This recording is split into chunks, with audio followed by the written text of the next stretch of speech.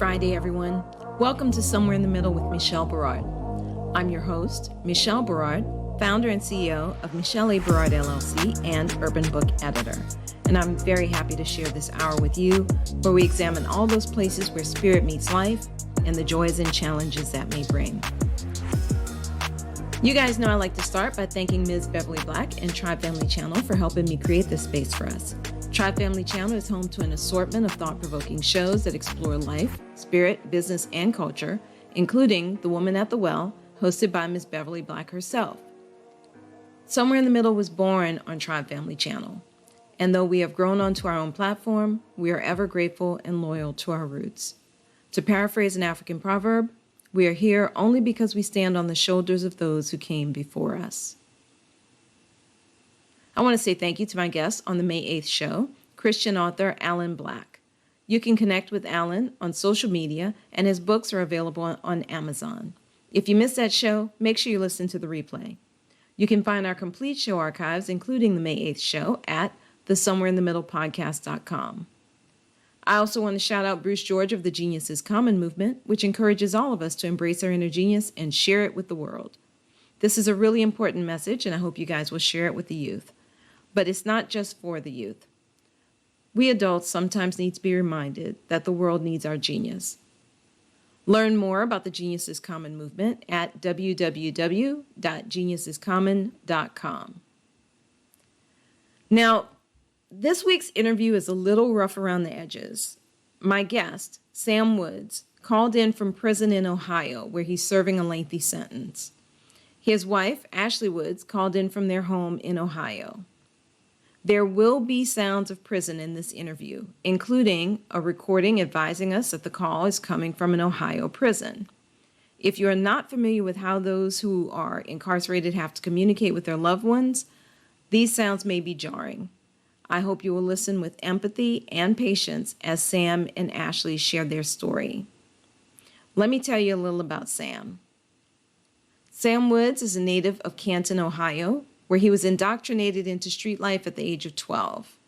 Despite a strong desire to turn things around for himself, Sam found himself moving from the juvenile court system to the adult prison system. He currently is incarcerated in Mansfield Correctional Institution, serving a 35 years to life sentence for murder. He has been in prison for 6.5 years. Sam Woods has a beautiful and loving wife, Ashley Woods, and 2 wonderful children, Samuel Woods Jr. and Daeshona Miller. It is their love and support that keeps Sam motivated to fight for justice in his case. He wants those who are in a similar situation to continue and to never give up the fight for their freedom. He encourages them to go to the legal library to learn everything they can about the law. Sam Woods is the author of Imprisonment, which will be out in June of 2020. So I would like to welcome Sam and Ashley Woods to Somewhere in the Middle with Michelle Berard. Sam, Ashley, how are you? Thank you for being on the show. I'm doing fine. Thanks for having me. Good afternoon. Awesome. Well, guys, I really appreciate you taking the time, and I know that this is a little challenging to do. This call is originating from an Ohio correctional facility and may be recorded and monitored. All right. So, and that's why it's a little challenging to do this. But we really wanted to learn about Sam and his book, and the things that he's talking about in his book are really important, particularly for the black community, for the black and brown communities, as they say. So, Sam, if you don't mind, I'm going to start with the 2 questions I usually ask at the beginning of an interview. And that is, Sam Woods, who are you, and how did you become who you are today? That's a good question. I'm a man that got many flaws. I've been through so many different things in my life, dealing with poverty, then dealing with, being in gangs and running the streets, to being incarcerated numerous of times, to now trying to become a man with integrity, dignity, honesty, truth, and just trying to be somebody that can lead the way and show others, what not to do, and try to become a better man and a better person. That's what I am today, man. I'm just a man trying to become something greater than what he's been. So let me ask you then, where are you right now? Let's start with that. Where are you physically right now? I'm incarcerated in North Central Correctional Facility. It's in Ohio, Marion, Ohio. I'm currently serving a 35 to life sentence. Well, and I know that you can't really talk in detail about your case, but how did, you talk in your book. Tell us about your book. You have a book that you've written. I got a book that I've written. I started writing it in 2018. It's called Imprisonment. And the concept came when I wanted to make a change in my life.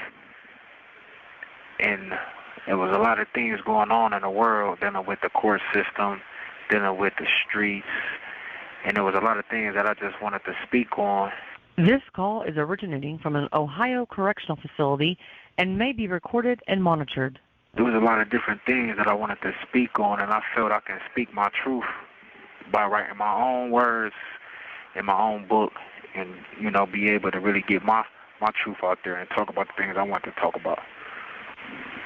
Well, and one of the things that you talk about is the epidemic of incarceration, particularly in the black community, and what you consider to be some of the reasons for that. Do you want to share what your thoughts are on that?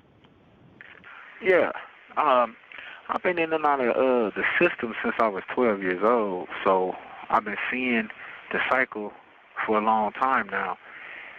And by me coming to prison, for so many different times, I see that there's really nothing has changed as far as the system helping the blacks, in particularly gain the knowledge, the wisdom, and the tools they need to succeed when they do get let back out into the free world and try to be a better citizen.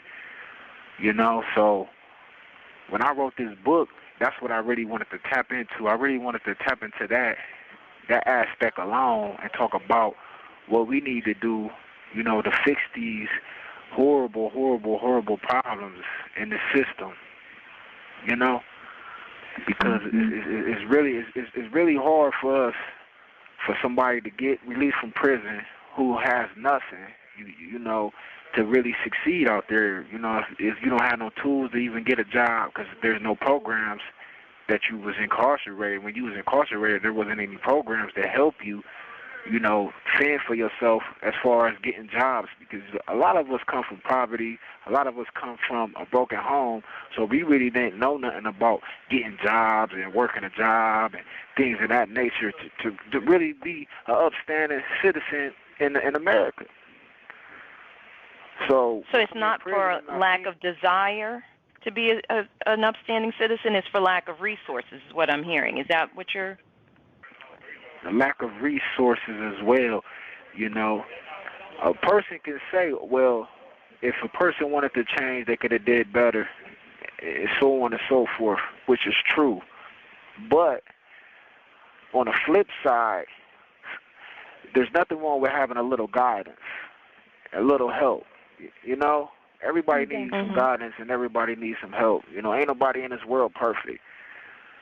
So the point that I was making in my book is, if the system was able to give us a little help and a little guidance for those who may have not been able to get the guidance and help that they was needing on the streets, so when we in prison, we can fend for ourselves when we get back out there to society.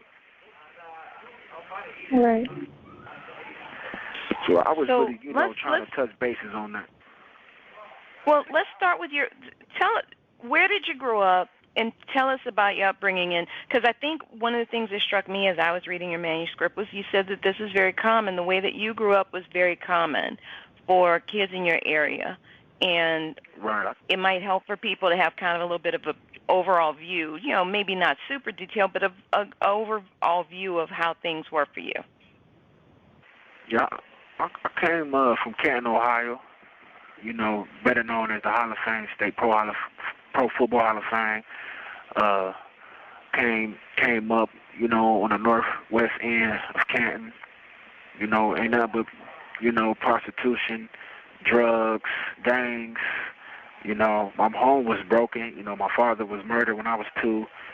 You know, and my mom, she was a drug abuser, and her boyfriend at the time, he abused drugs as well, and he abused my mother. So I witnessed a lot of abuse, you know, in my upbringing, which led to me, you know, selling drugs, you know, entering gangs, and, you know, just doing all the things that you really don't want to do, but you kind of get forced into it, if that makes any sense to you, you know, because this is the only thing you're around. You're not around anything positive. You know, I come up just being around all negativity things, you know, not really no schooling, not really getting no proper education. You know, I didn't even finish school. I didn't make it to the 12th grade. You know, I made it to the 10th, didn't make it. This call is originating from an Ohio correctional facility and may be recorded and monitored. I didn't make it to the 12th. I made it to the 10th, but, you know, when I came to prison, I got my GED in prison. I got a lot of my education from being in prison due to the fact I wanted to really educate myself. I had to educate myself, you know, because there really wasn't no proper schooling in prison. You have to really get it on your own. You have to really learn and really, you know, if you really want it, you got to go out there and get it on your own. But, yeah, I came up kind of rough. So I have worked with other folks who are incarcerated, and one common theme that I get is that there was an extreme amount of poverty growing up, but also often a need to take care of, just to make sure you can eat and your siblings can eat oftentimes. Is that similarly what drove you to try and make some money in the streets? Yeah, in my book I talk about how me and my mother and my older sister had to move in with one of my eldest sisters due to the fact we got evicted. And she had 3 kids of her own. So we was living in a duplex which only held 2 bedrooms, you know. So, you're talking about someone who's struggling, you know. I had to sleep on the floor. So it was kind of rough around that time. And, you know, when you're dealing with those type of situations, it kind of leads you to selling drugs and trying to do things to help your mother out, to help, you know, with the rent and help put food on the table. You know, because at the time, you really don't have nothing. You don't have nobody. So you went to school, but at some point you ended up leaving school. What made you leave school? I was in the streets. I left school when I was in the 6th grade. I probably was 12, 13 years old. School became secondary to me. You know, streets came first. When I woke up in the morning, I hit the streets. I hit the block. You know, I wanted to be around all the other kids that was out there and just, you know, I didn't really have no role models in my life. My father was gone. My older brother, he been moved out the house. He really never gave me the game that I really needed due to the fact he was trying to build himself and turn himself into a man, you know? Mm-hmm. So I ran to the streets, and by me running to the streets led to a lot of different things that I wouldn't wish on nobody. Give me an example of 1 or 2 of those things. Just violence. A lot of fighting, being in and out of jail, just horror things that I'm trying to, in my book, I'm trying to give the youth a different direction to take. Because, you know, when you're 12, 13 years old, you're so young, you really not thinking about going to jail, or you're not thinking about the consequences of the things that you're doing due to the fact you really don't even know. You don't know that how serious the crimes that you committing are, selling drugs and, doing things of that nature. So, yeah. Well, I have to ask, because we have your lovely wife on the call, too, Ashley. And thank you. You guys grew up in the same city? Yes. We're from the same town, essentially. I was born about 15 minutes away. And how long have you guys known each other? Oh, I would say, we've been married for going on 3 years. This call is originating from an Ohio correctional facility and may be recorded and we've monitored. Known each other. Been married going on 3 years. Known each other around 10. Wow. Okay. And so you've known this man all this time, and you got married about 3 years ago. Yes. While he was incarcerated. Yes. That's love, man. Talk to me. What was the thought process there? How did you all decide that to keep your lives going despite the imprisonment? You have 1 minute remaining. To be continued. No. We're going to take a short break, and when we come back, we'll have the rest of the interview with Sam and Ashley Woods. I know building a website can be intimidating, but you need a place where your audience can connect with you. Instead of fighting with technology, try the easiest, most flexible website builder available. With templates for all types of websites, ranging from landing pages to e-commerce, Urban Book Editor's platform makes creating an author website quick and easy. Just add a section, upload your photos and videos, type your text, and you're in business. It couldn't be easier. And if you signed up for an annual plan, you can get 10% off the first year. Just use discount code FIRSTYEAR. That's 1 STYEAR. The number 1 STYEAR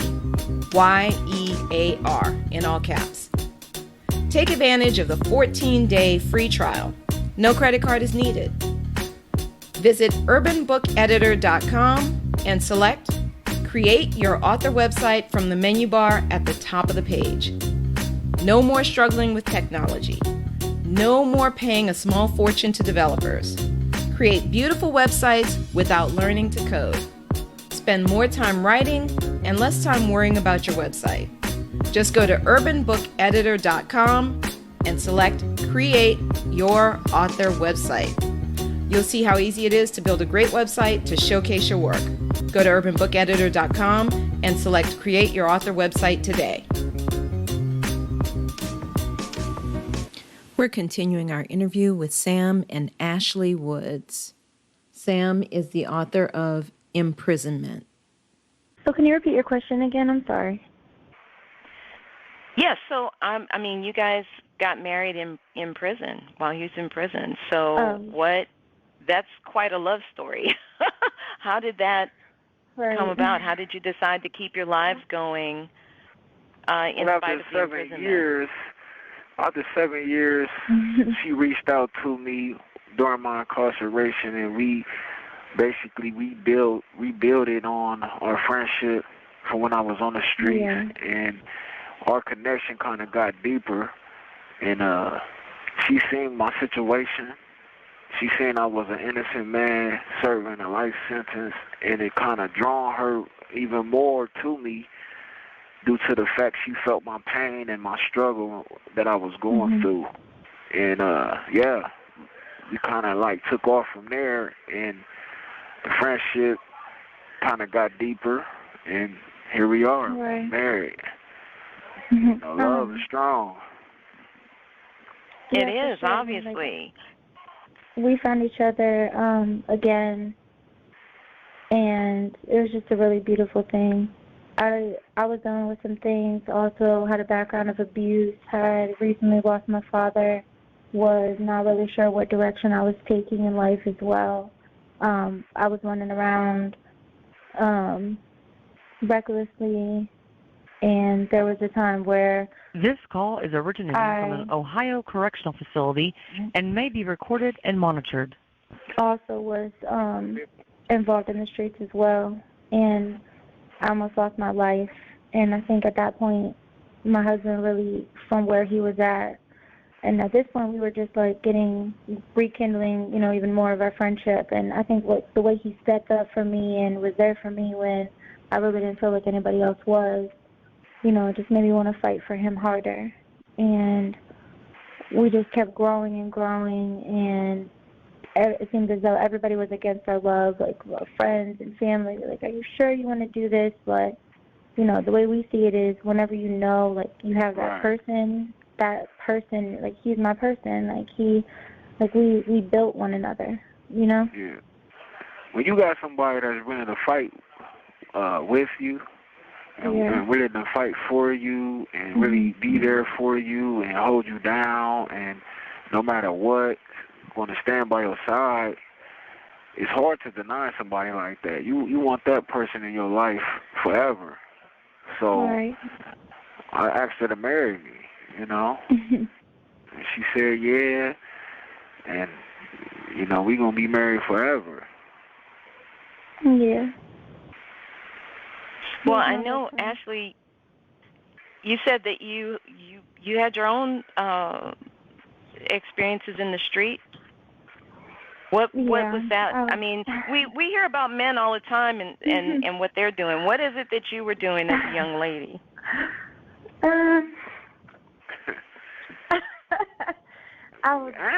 Sam's laughing. I was thinking I was a woman living in a quote unquote man's world, basically doing a lot of the same thing, minus the gang stuff that he was doing. Just trying to make $1 out of 15 cents, pretty much. Staying out late, running around, in and out of clubs, bars, things like that. And yeah. But you came into a dangerous situation. You pulled back, which is good, and you're able to be on here helping and fighting for Sam. Sam's got a very difficult situation because he was accused of something that very serious and got convicted. Yeah. And y'all are now fighting to get him out because he didn't do it. And how's that going? Because of the injustice system. That's what we call it, the injustice system. Yeah. Yeah. How is that fight going? What does that look like? What are people facing when they're trying to prove their innocence on a case like this? What kinds of things they've run into? It's a tough fight. It's a tough fight. I mean, I'm living proof of it every day. But what keep me and my spirits high and what keep me focused is my innocence, knowing that I'm innocent and, all my truth, that I have to present the courts, it gives me the power to remain focused and remain strong and just wait for my time and my day to come. Right. Well, I mean, are the courts responsive? What I observe is that they're not particularly responsive in some of these matters. Like, they don't care that somebody might be innocent and they're sitting there, or that somebody might be serving the wrong sentence. Especially if they're in the wrong. They don't like to be wrong, So whenever you calling them out on their wrongdoings, they're not they're not going to just say, "Oh, okay, we messed up, and boom, we're going to release you." It's a process that you have to go through. And, they're so quick to put you away, but when it comes to fighting for your innocence, it's different. Him being a minority as well,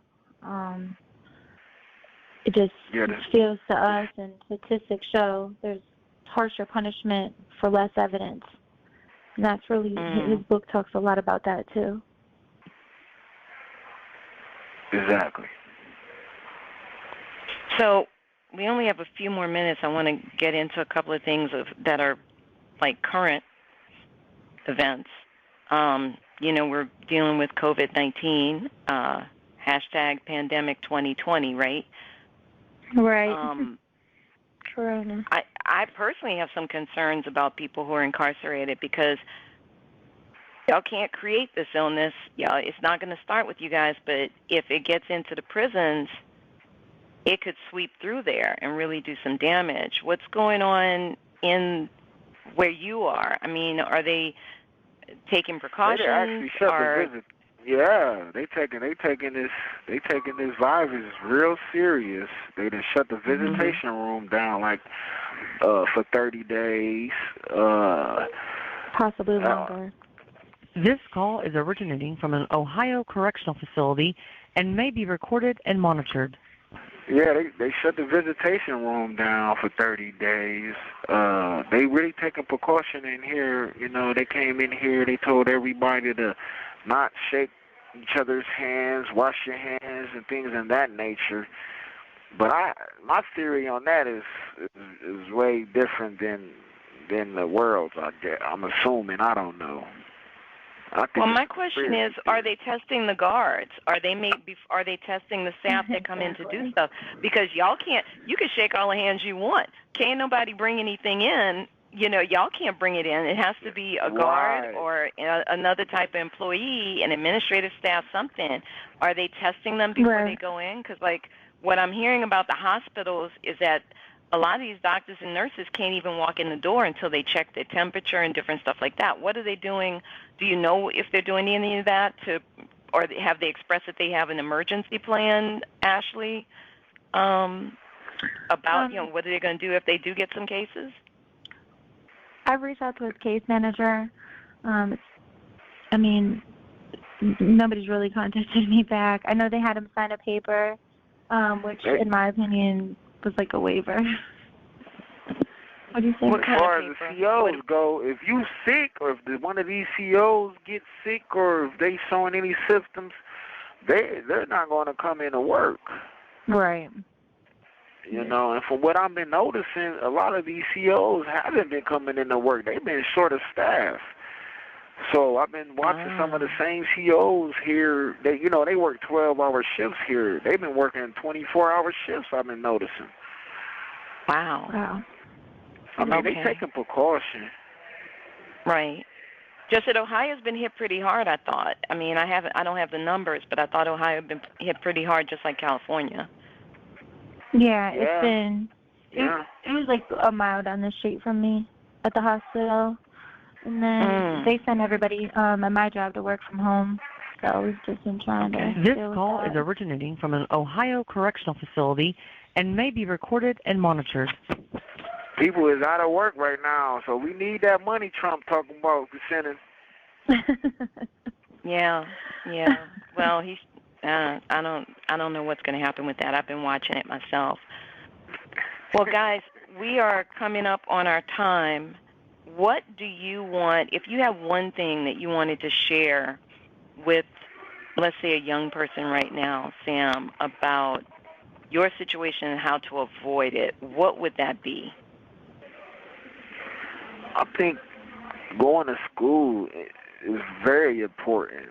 When I was coming up, I barely went to school. I mean, because I wanted to run the streets. I really feel like going to school, it keeps you away from trouble. I mean, go to any recreation center that you have in your community. I mean, let's try to do all the things that's positive and that'll keep you away from entering, the street life.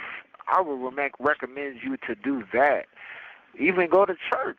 I mean, all these things will help you stay away from, running the streets and just the people that you're around. If you're around anybody that's really not positive, I think you should distance yourself from them.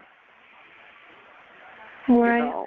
And how do young people recognize that? Because like you said, when you were a kid, that's who you wanted to be around. How do they recognize that before they get into trouble? That's when, someone like me, we'll have to show them a different route. We'll have to show them a different route to take so they wouldn't have to go that route. I mean, personally, an older brother, an uncle, an older cousin, you know, anybody that's listening to this interview, if you have a little nephew or son or a little brother that you see might be wanting to take that road down, you know, down an underworld side or down the wrong path, right now is the time to grab a hold of him, man, and, you know, really show him, like, this is not the life that you want to take, and really try to give them some type of positive steps to take and, you know, give them some type of different things to do, positivity, you know, entering into sports, things in that nature. You know, it's so many different things that you can do to the youth that'll help them from going down that wrong path. You know, I have a last 5 rule. Like, if you look at your phone, your last 5 texts, if they're from somebody that isn't benefiting you or profiting you or, you know, just motivating you, then that's a step number 1 at just, you know, maybe reevaluating who you have around you or who you're communicating with. Who is, you know, benefiting you on a daily? Is that person an anchor, or is that person helping you sail? That's a really nice guideline, 5 text rule. I like that. Yeah. And it sounds like what Sam is really advocating for, if I may interpret Sam, it sounds like you're advocating for the adults to step up and really guide kids in a way that maybe they have not done so. Mm-hmm. It starts with us, definitely. You know, everything, and that's what my book I really was touching base on. You know, in my book, parenting. I talk about parenting in my book and how important it is from the upbringing for us to show our kids a different route to take, you know, because kids usually only do what they see, you know. I mean, we only do what we see. We only say what we hear. So if we see only positive things, we gonna mimic that. If we hear positive things, we gonna repeat that. So you have 1 minute remaining. So like I said, man, you know, any older brother, father, uncle, grab a hold of your nephew, sons, cousins, man, you know, and start, you know, taking them out and showing them a different route. All right. Well, and Ashley, I'm going to ask you one final question before we wrap up. What recommendations would you give for people who have family who are incarcerated, family and friends who are incarcerated that they care about? What recommendations would you give for them in terms of staying in touch, making sure that they can actually maintain contact, and also helping to advocate for the wellness and care of their loved one? As far as staying in touch and contact, you know, writing letters, now in today's age, a lot of the prisons have electronic systems such as JPay, or I know like in the federal system they have another Thank you for source. using GTL. Those things are very inexpensive. Most everybody has a debit card. Usually it's like $5 for 30 stamps or something like that. You can write your loved ones electronically, so that's a great way to keep in touch. Another way is just to don't forget that they're still people too. Regardless of where they are, you're still living, breathing, you're just under a different roof. So, you know, just try to stay loyal and real to those you love. Send pictures. As far as trying to stay positive, don't lose yourself in trying to live this life as well. You still have to make sure that you're taking care of yourself, because a lot of times, especially as women, I know that a lot of times we may put ourselves last. So just make sure that you're focusing on the things that you need to do to remain grounded, so then that way your relationship with your loved one can be grounded. And just try to be, you know, the honest, good person that you are, and being there for other people. Well, I know Sam had to drop off, but Ashley, thank you so much for being on Somewhere in the Middle with Michelle Barrois. I appreciate Sam being on the show, too. Oh, you were able to get back in. Awesome. I was just saying, I knew that you had to drop off, Sam. It's been nice. Well, thank you so much. I know this is a challenging way to do this interview, but I'm so appreciative of you two making this work. Thank you. And I appreciate And then you Michelle, too. I appreciate all the work you done on my book, and congratulations on your show too, man. I see it's popping right now. Well, thank you. I appreciate that. Thank you so much. and I also wanted to let people know that if they're interested in ordering a copy of Imprisonment, we're releasing it June 10th of 2020. We have a website. It's booksbytheshelf.org. And you can put in a request to pre-order your copy there. We also have a Facebook page, Books by the Shelf LLC, as well as an Instagram page, Books by the Shelf LLC. So yeah, check us out there. And we appreciate your time. Thank you so much, Michelle. Thank you. Y'all have a great afternoon. Yeah, man. Make sure you go out and grab that book. It's a good read. It's very educational. Something that I feel that every household should have. Thank you.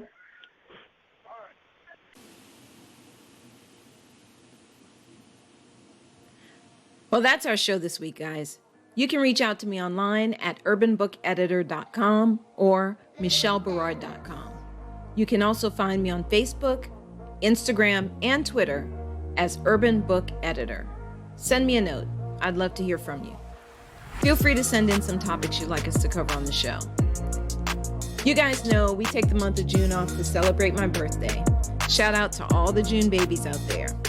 So on June 12th, we'll be having an encore presentation of an interview I had with Diane Sears, who is an advocate for prison reform and for fathers who are in prison to help them keep their relationships with their children. You can find us twice a month on Fridays at 5 p.m. Pacific, 6 p.m. Mountain, 7 p.m. Central, and 8 p.m. Eastern at the somewhereinthemiddlepodcast.com. Let's continue the conversation. You guys be good, stay mindful, and remain prayerful. Peace and blessings, y'all.